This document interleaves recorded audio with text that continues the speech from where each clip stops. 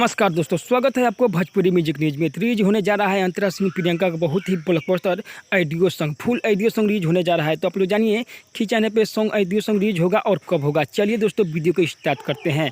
Video को start करने से पहले आप लोग हमारे चैनल पर नए हो तो चैनल को सब्सक्राइब कर दे और बेल आइकन दबाना दोस्तों नहीं भूलिएगा। बहुत ही ब्लॉकबस्टर सॉन्ग के बारे में बताने वाले हैं, बा यार के बाहर। हाँ दोस्तों, एल्बम का नाम है बा यार के बाहर। बहुत ही ब्लॉकबस्टर हॉट सॉन्ग है दोस्तों अंतरा सिंह प्रियंका को।